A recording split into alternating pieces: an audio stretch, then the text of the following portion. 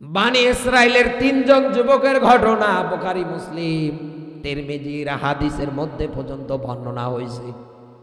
একেবারে গুহার মধ্যে যখন আটকিয়ে গেল 3টা যুবক, বাঁচার মতো কোনো লাইন আর তাদের সামনে নেই। 3 জনেই নিজের জীবনের ভালো আমল দিয়ে বিপদে পড়ে যে কাজটাকে আল্লাহকে ভয় করে ছেড়ে দিয়েছে, এরকম কাজের ওসিলা যখন দিয়েছে তথা নেক কাজ, আমার আল্লাহ বের হওয়ার মতো রাস্তা তাদের জন্য পাথর সরিয়েও করে দিয়েছে। তাদের মধ্যে থেকে প্রথম নাম্বার ব্যক্তির দোয়া ছিল, রব্বুল আলামিন আমার বাড়ির মধ্যে একটা শ্রমিক ছিল, এই শ্রমিকটা আমার বাড়িতে কাজ করত, পারিশ্রমিক মজুরি না নিয়েই চলে যায়, হঠাৎ কিছুদিন পর ফিরে আসে, পারিশ্রমিক মজুরি যায়। আমি তাকে নিরাশ করি নাই, তার রেখে যাওয়া যত পারিশ্রমিক মজুরি ছিল সে তো শ্রমিক, আমি তার ন্যায্য মূল্যটা দিয়ে দিয়েছি। আল্লাহ চাইলে আমি তার গলা ধাক্কা দিয়ে তাড়াতে পারতাম, কিন্তু তারাই নাই, আমি তার ন্যায্য অধিকার আদায় করে দিয়েছি। ও মালিক, এটা যদি তোমার ভয়ে করে থাকি, মেহেরবানি করে বের হওয়ার মতো একটু রাস্তা তৈরি করে দাও। প্রথম নাম্বার যুবকের জন্য আমার আল্লাহ পাথরটা একটু সরিয়ে দিলেন। দ্বিতীয় নাম্বার ব্যক্তি বলছে, মালিক আমার বাড়িতে আমার বৃদ্ধা মা আছে, মায়ের খেদমত আমি করি একাধারে, দুগ্ধগুলো আমার মাকে আমি পান করাই, প্রতিদিনের নাই বাড়ি এসে দেখছে আমার মা ঘুমাচ্ছে, দুধের গ্লাস নিয়ে মায়ের শিয়রের পাশে দাঁড়িয়েছিলাম, মায়ের ঘুম ভাঙবে, এরপরে দুধগুলো পান করাবো, এরপরে আমি খাবো, আমার স্ত্রী খাবে, আমার সন্তান খাবে। কারণ কোরআন আমাকে জানিয়েছে এই পৃথিবীর ময়দানে আল্লাহর পরে যার ইবাদত বন্দেগী, যার খেদমত, যার সঙ্গে ভালো আচরণ আমাকে করা লাগবে, তিনি আর কেউ নয়, তিনি আমার মার বাবা। এজন্য এখানে যাদের মা বাবা বেঁচে আছে, আপনি মনে করবেন আপনার জান্নাত এখনো জীবিত আছে। নবীজি বলেন, এই পৃথিবীতে মা বাপ তোর জন্য জান্নাত, আবার মা বাপ তোর জন্য জাহান্নাম। আপনি বাইরে আছেন, তাই কি মাসে মাসে মা বাবার জন্য 1000, 1500, 2000 টাকা দিয়ে দেবেন? আপনার রিজিকে আমার আল্লাহ কোনোদিন অভাব দেবে না। খোদার কসম করে বলছি, আপনি অন্যান্যদের চাইতে ভালো থাকবেন।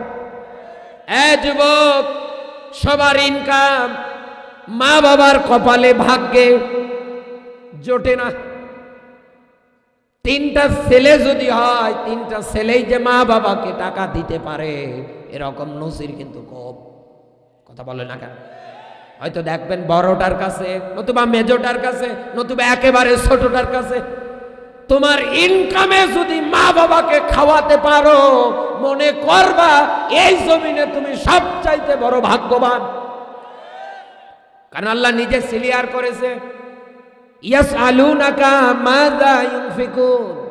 নবী মানুষ যদি আপনাকে প্রশ্ন করে, সম্পদ আদি টাকা পয়সা আছে, কোথায় খরচ করব, নবী আপনি তাদের মাঝে এলান করে দেবেন, এই পৃথিবীর ময়দানে ভালো ভালো জায়গায় যেন তারা তাদের সম্পদগুলো ব্যয় করে।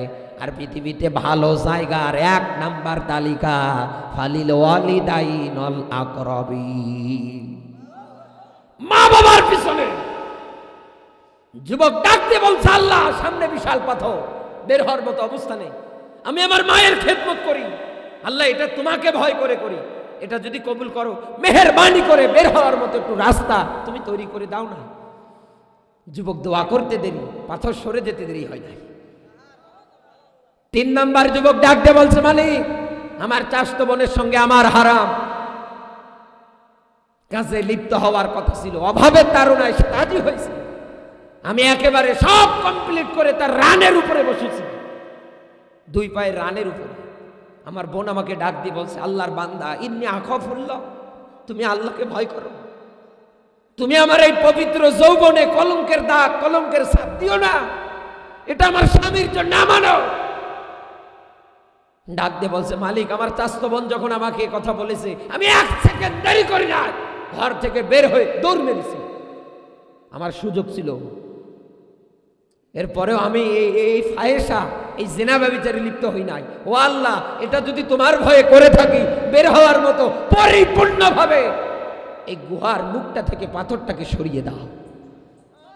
এই নেক কাজের ওসিলা দিয়ে যখন দোয়া করেছে, আল্লাহ রাব্বুল আলামিন পাথরটা একেবারে সরিয়ে দিয়ে বের হওয়ার মতো ক্লিয়ারলি একটা রাস্তা তাদের জন্য তৈরি করে দিয়েছে। যুবক, যুবতী বোন, বিয়ের আগেই যারা নিজের যৌবন বিলিয়ে দেয়, সাবধান। আপনার যৌবন আপনার স্বামীর জন্য আমানত। একথা বলে না কেন? এই জন্যে তো আমি মাহফিলগুলোতে বলি, মা বাবাদের, লোকমান হাকিম যেমন সন্তানের মাঝে ওসিয়াত করেছেন, আপনিও করেন। একথা বলে না কেন? লোকমান হাকিম ওই সময় যদি তার সন্তানকে ওসিয়াত দিয়ে ভালো করতে পারে, আপনি কেন পারবেন না? মেয়ে সন্তান হলে পরে আপনি তার একটা সুন্দর নাম রাখেন, আপনি তার আকিকা দেন, আপনি তাকে কোরআনের জ্ঞান শিক্ষা দেন, আপনি তাকে পর্দা শিখান, আপনি তাকে বিয়ে যখন দেবেন সৎ এবং যোগ্য ভালো একটা ছেলের হাতে উঠিয়ে দেন। শুধু সরকারি চাকরিওয়ালার পিছনে দৌড়াইয়েন না। বাংলাদেশে কত সরকারি চাকরিওয়ালারা মানুষ নামের জানোয়ার, যারা আপনার মেয়েটাকে বিয়ে করার পরে এমন কায়দায় টর্চার করে, জুলুম করে, যা দেখার মতো পজিশনে নেই। কত সরকারিওয়ালা টাকলাদের দেখি বউ মারতে মারতে মেরে ফেলায় গো। একথা বলে না কেন? বাবার বাড়ি থেকে এত কিছু দেওয়ার পরে, এখানে যারা মেয়ের বাবা আছে, আপনি যদি আপনার মেয়েকে কোরআন শিক্ষা দিয়ে কোরআনের জ্ঞানে জ্ঞানান্বিত করে স্বামীর ঘরে পাঠাতে পারে, খোদার কসম আপনার এই মেয়েটা স্বামীর ঘরটাকে আল্লাহর জান্নাত বানিয়ে ফেলবে। মায়েরা যারা এসেছেন, আমি কয়েকটা কথা বলছি, গুরুত্বপূর্ণ কথা। বড় বড় হুজুরদের কাছে গিয়ে দোয়া চান, পানি পরা দেন, বোতলে ডুফু দিয়ে দেন, পেটে যেন আব্দুল কাদের জিলানির মতো সন্তান হয়, কচু হবে, ডিপ জল আসবে ওই জায়গা। কথা বলি,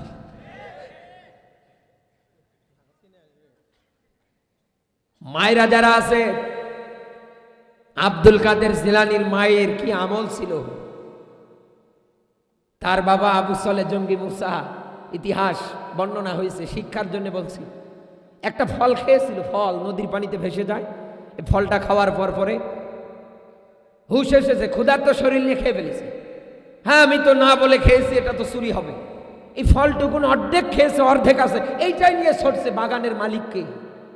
যাওয়ার পরে দেখছে এক মুরব্বী ডাক দিয়ে বলছে, চাচা অর্ধেক খেয়ে ফেলেছি, ক্ষুধার তাড়নায়, এখন তো হুশ এসেছে আমার, মেহরবানি করে আমারে কি মাফ করা যায় না? লোকটা বলছে, এ কেমন মানুষ, কত পাহারাদার বসায়, এরপরেও আমার ফল থাকে না।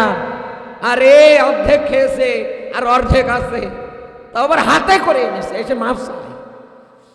ডাক দিয়ে বলছে, দাঁড়াও, বাড়িতে আমার মেয়ে আছে, মেয়ে এ বাগানের মালিক, যদি মাফ করে ভালো। ভিতরে যাওয়ার পরে বের হওয়ার পরে ডাক দিয়ে বলে, পথিক, আমার মেয়ের বয়স 4 বছর, সে মাফ করবে না। সে বলেছে, আমার বাড়িতে একটা না 12 বছর গোলামি করতে হবে। কত? এ বাগানে কাজ করা লাগবে, পরিচর্যা করা লাগবে, তাহলে ফল খাওয়ার গুণে মাফ হবে। আবু সালেহ জঙ্গি মুসা বলছে, আমি রাজি, তবুও কেয়ামতের চুরির কাতারে আমি দাঁড়াতে চাই না। ও মায়েরা, ওই সময়ে আব্দুল কাদের জিলানির মায়ের বয়স ছিল মাত্র 4 বছর, আর এদিকে 12 আর 4 যোগ করলে হয় 16। সর্বশেষ 12 বছর গোলামি পূর্ণ হওয়ার পরে ডাক দিয়ে বলছে, এখন আমি চলে যাই। বলছে, দাঁড়াও, আমার মেয়ের কাছে শুনি আরো কোনো শর্ত আছে কিনা। ভিতর থেকে বের হওয়ার পরে ডাক দিয়ে বলছে, আমার মেয়ে শর্ত দিয়েছে তোমাকে বিয়ে করবে। আমার মা বাবা আছে, আমার পরিবার আছে, আমি কেমনে কাজ করি, আমার মেয়ে মাফ করবে না। বলছে, ঠিক আছে, চুরির অপরাধ নিয়ে দাঁড়াতে পারবো না। বলছে, এই তুমি যে আমার মেয়েকে বিয়ে করতে রাজি হলে, আমার মেয়ে কিন্তু বোবা, কথা বলতে পারে না, আমার মেয়ে কিন্তু ল্যাংরা লুলু, যেটাই বললে আমরা বুঝি না কেন, হাঁটতে পারে না, আমার মেয়ে কিন্তু ঠোসা, কানে শোনে না, কালা বললে অনেকে বলে, আমার মেয়ে কিন্তু অন্ধ, চোখে দেখে না। আবু সালেহ জঙ্গি মুসা চোখের পানি ছেড়ে দিয়ে বলছে, আল্লাহ, এরকম মেয়ে বিয়ে করে কি করবো, হোক, তবু আমি কিয়ামতে চুরির কাতারে দাঁড়াতে চাই না। বাসর রাতে যাওয়ার পরে তাকিয়ে দেখছে ঘরের মধ্যে পূর্ণিমার চাঁদ উদয় হয়ে বসে আছে। দেখা মাত্রই বের হয়ে দৌড় দেবে। ভিতর থেকে আব্দুল কাদের জিলানী রহমতুল্লাহ আলাইহির মা ডাক দিয়ে বলছে, স্বামী আমার যাবেন না, বের হলে মানুষ বলবে নিশ্চয়ই কোনো কলঙ্ক, কোনো দাগ আছে। আপনি তো আগে শুনবেন আমার বাবা কেন বলেছে। আমি কানে শুনি না, আমি কালা, আমি ঠসা। আমার বাবা এই জন্যই বলেছে, কারণ আমার এই কান দিয়ে আমি আজ পর্যন্ত কোনো আজে বাজে গান বাজনা বাদ্যযন্ত্র কোনো পর পুরুষের কথা আমি শুনি নাই। আমার এই চোখ দিয়ে আমি আজ পর্যন্ত কোনো খারাপ নেকেট হারাম কোনো ছবি দেখি নাই। আমার এই মুখ দিয়ে আমি আজ পর্যন্ত কারো গীবত পরনিন্দা সমালোচনা করি না। আমার এই পা দিয়ে হেঁটে হেঁটে আমি আজ পর্যন্ত কোনো খারাপ জায়গায় যাই না। আর আমার দেশের মায়েরা বিয়ের আগেই বয়ফ্রেন্ডের সঙ্গে সিনেমা হলে যায়। জোরে বলেন সুবহানাল্লাহ। কেউ কি সুবহানাল্লাহ বলছে? সবাই বলছে না। বিয়ের আগেই পার্কে চলে যায়, আছে না নেই? এখানে তো আছে একটা কিংডম ফ্যান্টাসি না কি জানো।